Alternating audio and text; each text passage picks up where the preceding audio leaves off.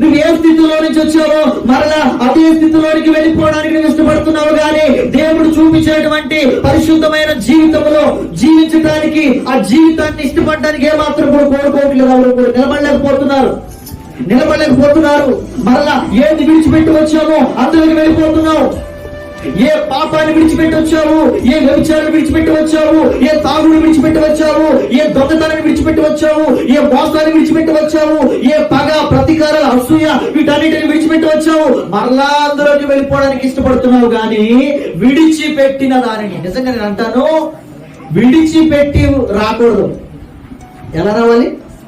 విసర్జించి వస్తే మరలా వాటి వైపు చూసి ఉండకపోవచ్చు. ఇప్పుడు చాలా మంది విడిచిపెడుతున్నారు కానీ విసర్జించట్లా. చాలా మంది ఏమంటారు, ఈ రోజు నుంచి నేను తాగుడు విడిచిపెట్టానండి, నేను అబద్ధాలు విడిచిపెట్టానండి, నేను మోసాలు విడిచిపెట్టానని అన్నారు, కానీ విడిచిపెట్టకూడదు. ఏం చేయాలి?